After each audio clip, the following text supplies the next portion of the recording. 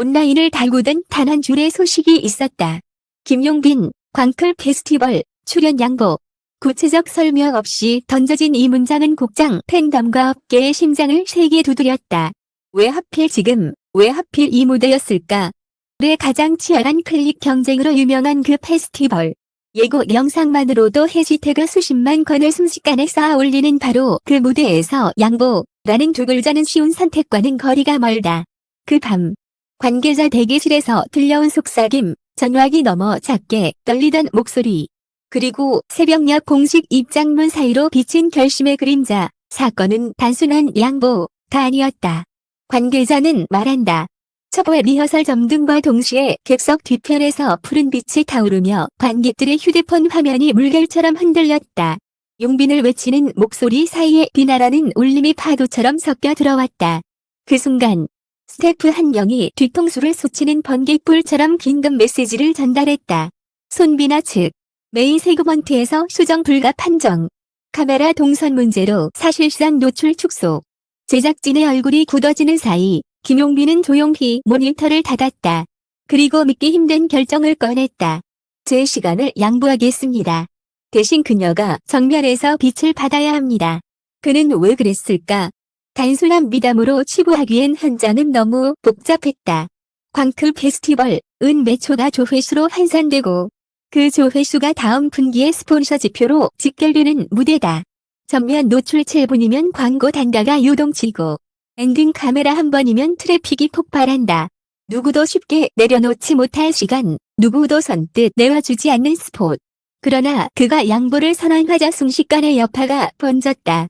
무대 동선이 재편되고 조명 콘솔이 다시 프로그래밍되었으며 지니어는 마지막까지 타임코드를 밀고 당겼다.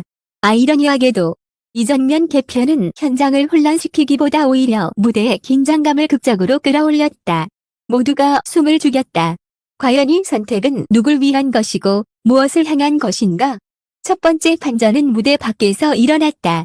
스태프 휴게구역, 자판기 옆에 놓인 종이컵 2개. 그 사이로 한 통의 봉투가 미끄러져 나왔다. 얇은 종이 안에는 또박또박 눌러 쓴 글씨가 있었다. 언젠가 제 차례가 오면 누군가 제 손을 잡아줄까요? 오래전 신인 손비나가 지방소극장에서 남겨두고 간 감사 편지였다. 당시 무명의 후배가 공연 뒤편에 붙여둔 그 메모를 누가 챙겼을까?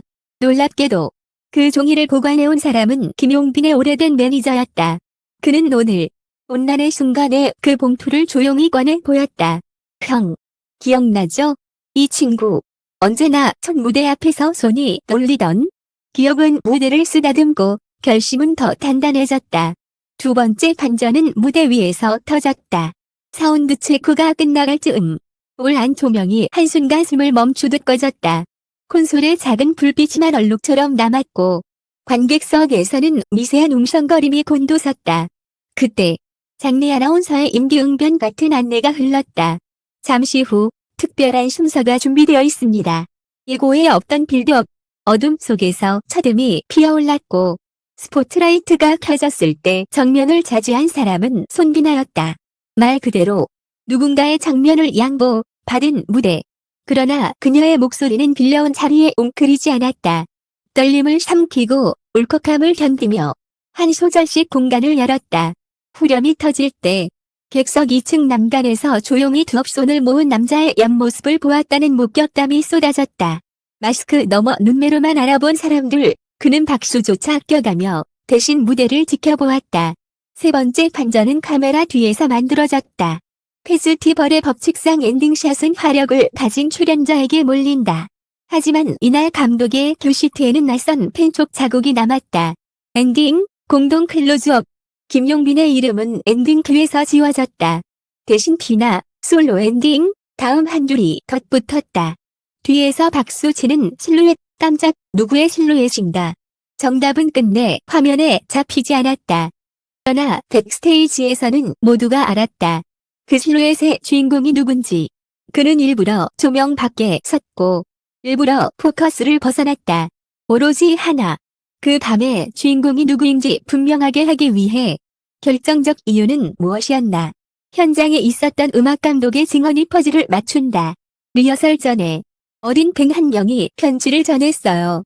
제가 아픈 날에 비나 언니 노래가 제 숨을 길게 만들어줬어요. 라는 문장이 있었죠. 그걸 용빈 씨가 보더니 그냥 웃으면서 말하더군요. 오늘 숨은 더 오래 이어져야죠.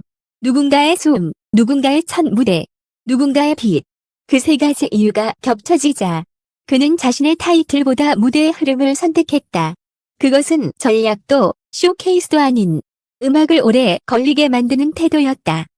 이 선택은 파장을 남겼다. 포털의 실시간 트렌드는 엇갈린 감탄사로 뒤덮였다. 양보 미학과 프로의 통큰 결정, 이치솟는 반면 팬들 아쉬움과 계약 변수라는 단어도 올라왔다. 실제로 이 결정은 간단치 않은 계산을 동반한다. 스폰서 배치, 등장 시간에 따른 노출 가치, 유튜브 편성에서의 썸네일 우선권까지. 하지만 그는 소닉이라는 단어를 잠시 무대 밖에 세워두고 순서를 바꿨다. 가수의 이름이 앞에 오기보다 노래의 이유가 먼저 와야 한다는 순서를. 그리고 네 번째, 가장 조용한 반전은 공연이 끝난 뒤에 찾아왔다. 셋다운을 기다리던 조도 낮은 복도. K수가 차르르 굴러가는 소리에 섞여 쪽빛 셔츠가 스치는 그림자. 그 앞을 손비나가 급히 막아섰다. 숨이 가빠 들썩이는 어깨를 진정시키며 그녀는 몇 번이나 고개를 숙였다. 선배님, 저는 오늘 끝내 말을 잊지 못하자. 그는 웃으며 한마디만 남겼다. 다음번엔 내가 뒤에서 더 크게 환호하게. 그의 목소리는 크지 않았지만 그 한 문장이 그녀의 눈가에 조용히 파문을 만들었다. 그 장면을 지켜본 스태프가 감탄하듯 중얼거렸다. 무대는 이 사람의 팬이구나. 그렇다면 이 결정을 둘러싼 오해는 어떻게 정리될까? 누군가는 밀어주기라고 말했고 누군가는 배려라 불렀으며 또 다른 누군가는 브랜딩이라고 분석했다. 그러나 현장에서 체감된 단어는 조금 달랐다. 순간의 선택. 많은 가수들이 커리어의 정교한 수치와 데이터를 두 손에 쥐고 오른다. 오늘은 몇 초, 내일은 몇 프레임. 그는 그 계산을 잠시 내려놓고 단 한 사람의 첫 장면을 위해 스포트라이트의 각도를 비틀었다. 결과적으로 그 선택은 무대의 서사를 바꾸었다. 라는 단어가 가진 수동성은 그날따라 전혀 수동적이지 않았다. 그것은 가장 적극적인 연출, 가장 능동적인 미학이었다. 마지막으로 남은 질문. 다음은 누가 양보받을 차례인가? 어쩌면 질문 자체가 틀렸을지도 모른다. 누군가가 누구에게 양보받는 구조가 아니라 더 넓게 빛을 쏘는 법을 아는 사람이 먼저 비켜서는 선택을 했을 뿐. 그리고 그 선택은 수치로 환산되지 않는 그러나 오래 귀에 남는 잔향을 남겼다. 무대가 끝나자 관객들은 저마다 휴대폰을 내리며 한동안 조용했다. 눈에 보이지 않는 손이 객석을 부드럽게 쓸고 지나간 듯한 침묵.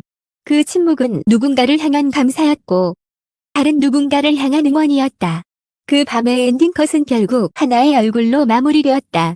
조명은 손비나의 이마를 살짝 스치고 렌즈는 그녀의 눈동자에 박힌 작은 떨림을 포착했다. 동시에 프레임 밖에는 환하게 웃으며 박수를 치던 또 한 사람의 손이 있었다. 크레딧에 이름이 오르지 않아도 무대를 지휘한 건 때로는 그런 손이다. 그리고 그 손의 주인은 이미 다음 무대를 향해 걷기 시작했다. 별말 없이 다음 누군가에게 또 한 칸의 빛을 남겨줄 줄 아는 사람처럼 이제 우리는 안다. 깜짝 출연의 결정적 이유는 시나리오가 아니라 태도였다는 것을.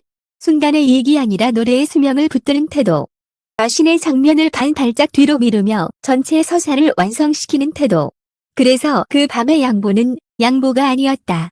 그것은 무대라는 생명체를 더 오래 숨쉬게 만든 정확한 판단이었다. 그리고 언젠가 엔딩샷이 그의 얼굴을 다시 찾아갈 날이 오더라도 그가 또다시 조용히 프레임 밖에서 누군가를 환히 비출 것이라는 사실만은 우리는 이미 알고 있다.